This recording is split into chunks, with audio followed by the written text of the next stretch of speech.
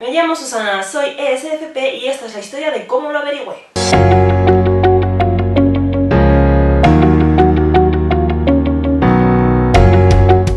Hoy os voy a contar cómo llegué a averiguar que soy ESFP después de un proceso que no es precisamente fácil. O bien tienes un amigo que sepa mucho de MBTI y te pueda captar a la primera, o bien te toca hacerlo solito, que es lo que me pasó a mí. Así que os voy a contar las 4 fases por las que pasé y posiblemente vosotros también tendréis que pasar para saber qué MBTI types sois de verdad.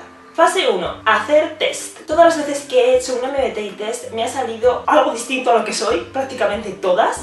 Yo creo que también es porque he madurado, he cambiado, me he enfrentado al proceso del adulting, lo que significa que ya no encajo en el estereotipo que los MBTI test consideran que son ESFP. Lo he dicho muchas veces, la primera vez que hice un test MBTI me salió ENFP. Supongo que lo leí, me pareció bien, me olvidé, años más tarde lo volví a hacer, me volvió a dar ENFP, investigué un poquito más y dije, pues sí, me pega. ¿Por qué? Por lo que he dicho muchas veces, las descripciones de los MBTI types de los test son como el horóscopo.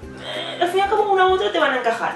Cada MBTI type que tiene en común contigo 3 letras, o sea, todas menos una, va a parecerse a ti en mayor o menor medida. ¿Eso que nos deja? Pues con un total de 5 MBTI types preciosos con los que posiblemente te puedas sentir identificado, solo por leer las características clásicas. Me explico, yo leí ENFP y me sentí identificada. ¿Por qué? Porque ENFP y ESFP no son tan distintos. Exactamente lo mismo le puede pasar a cualquiera. Un INTP va a leer cosas del INTJ, se va a sentir identificado. Cosas de INFP también se puede sentir identificado. Cosas de ENTP y cosas de ISTP y también se puede sentir identificado, porque así funciona. Os podéis sentir identificados con todos los MBTI types que se parecen al vuestro, es decir, un total de 5. ¿Qué me pasó a mí? Pues lo que he dicho, que me sentí identificada porque decía que eran gente extrovertida, abierta, que le encantaba estar con gente, pasárselo bien, independiente, sensible, con los valores más o menos bastante arraigados, es decir, saben lo que quieren, saben lo que les parece bien, lo que les parece mal, son gente creativa. Yo dije, oh, qué guay, soy esto. Para esta fase tened en cuenta que las cualidades a las que se refieren los MBTI test no son las que identifican tu MBTI, porque compartes bastantes con otros MBTI types cercanos. En ninguna descripción de ningún test te vas a encontrar las diferencias básicas de los MBTI types en cuanto a funciones cognitivas. Por eso yo caí en la trampa y estuve mucho tiempo pensando que era ENFP. Pero entonces me pasó algo. Volví a hacer un test para asegurarme, o por diversión, porque lo típico que haces 2 o 3 para contrastar. No hagáis solo uno, son todos igual de malos, pero por lo menos contrastar un poquito. Y en este me salió, puede ser ENFP o SFP. Y ahí fue cuando empecé a pensar, anda, ¿será posible que no sea ENFP? ¿Sería otra cosa? Fase 2. Rayarse. Me vi tan reflejada en ambos que volví a hacer ese mismo test una tercera vez para decir, chica, sal de dudas. Y lo hice así como súper concentrada, como si el problema fuera mío y no del test. Ilusa. Y adivinad qué pasó, pues que me salió ENTP. Y yo, ahora lo pienso y digo, no te pareces en nada, tía. Pero bueno, lo leí en su día y dije, ay, pues este también me pega. ¿Qué soy yo? ¿Qué narices soy? De los ENTP decían también que era gente impaciente, innovadora, muy rápida mentalmente, creativa, que le gustaba debatir, que le encantaban los memes, sarcástica, y todo eso también era yo. No me estáis aclarando nada. ¿Sabéis qué hice? Cogí un Word, me puse los 3 perfiles, ESFP, ENTP, ENFP,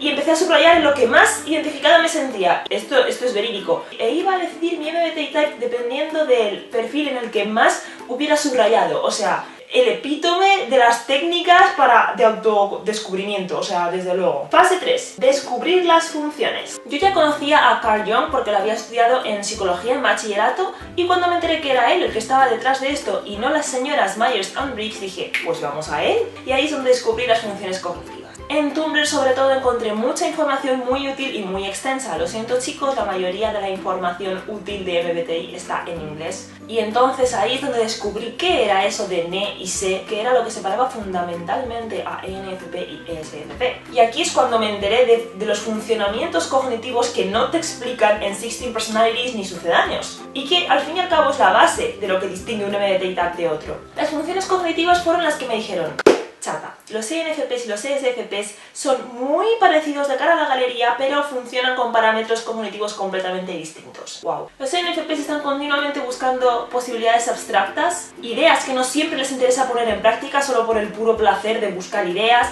Son los mejores en brainstorming, piensan a saltos, son los mejores buscando lo aleatorio, haciendo conexiones, cambiando de tema, etc. Y me enteré de que NE era eso y dije, pues esto ya no suena nada a mí. Siendo que las características que leí en su día me pegaban totalmente, pero NE no.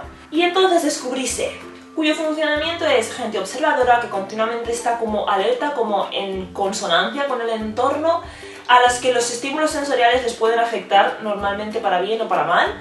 Gente muy práctica, gente directa, gente de acción en general, que se pone manos a la obra y que entiende las cosas manos a la obra, es como vamos al grano, y en general gente espontánea y reactiva físicamente. Y ahí es cuando sí que me vi más reflejada diciendo entre estas dos, lo tengo mucho más claro, cosa que no me sucedió al ver las descripciones de los test. Fue una experiencia completamente distinta. Fase 4. Entender las funciones y aprender a identificarlas. Después de eso llegó la fase de asegurarse del resto de funciones, las que venían detrás. En el caso de la auxiliar y la terciaria no tuve gran drama porque me pegaban, porque al fin y al cabo ESFP y ENFP las comparten, pero el kit de la cuestión gordo es la función inferior, esa que no usas como dicta el manual porque precisamente es la que te cuesta. Confirme que utilizaba inferior ni a través de mi propia experiencia personal y no es nada cómodo. La función inferior te hace sentir incómodo. Para detectar tu función inferior tuve que aprender a ver lo peor de mí, y no lo peor de mí tipo cualidades como te ponen los test, es decir, eres una impaciente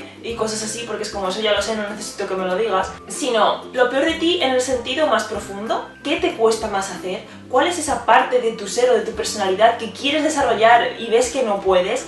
¿Qué cualidades de la gente que es opuesta a ti admiras más y ves que no puedes alcanzarlas, pero simplemente a ti no te sale? Pues por ejemplo en mi caso, respecto a los que utilizan NI de dominante y NFJ y NTJ, me di cuenta de que son personas que tienen algo que a mí me cuesta mucho tener, que es mucho de pensar muchísimo antes de actuar, que es todo lo contrario a SER, o sea, es algo que me he arrepentido muchas veces de actuar antes de pensar.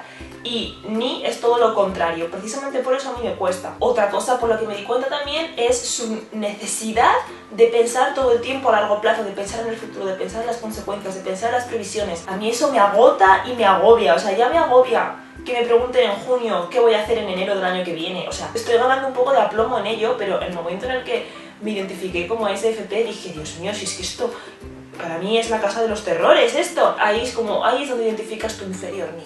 Conclusión, me costó un par de añitos estar 100% segura de que era SFP. Pero bueno, me costó identificarme con SFP porque conforme entraba a la comunidad de MBTI, me daba cuenta de que había muchos estereotipos de este MBTI type con los que no encajaba para nada. Creo que para encontrarse a uno mismo tienes que tener un poco de obsesión por encontrarte a ti misma, ¿no? Y por eso mismo no solo me aprendí mis 4 funciones, sino las otras 4 también, un poco su funcionamiento, para confirmar y reconfirmar que esas no son las que yo uso. Solo necesitáis 2 cosas para saber vuestro MBTI type: en honestidad con uno mismo y conocer las funciones cognitivas. Estoy planeando hacer un vídeo que sea esto, pero general, como hacia vosotros, cómo averiguar vuestro MBTI type. Esto es una introducción para que veáis cómo fue mi proceso, pero me gustaría hacer una guía sin sesgos para que vosotros podáis intentarlo también, porque al fin y al cabo la gente que ve mis vídeos no solo es por diversión, sino que supongo que también les interesa saber qué son, o si ya lo saben, confirmarlo. Pero bueno, contadme, ¿sabéis seguro qué MBTI type sois? Si es así, ¿cuál es vuestra historia? Nos vemos la semana que viene. ¡Adiós!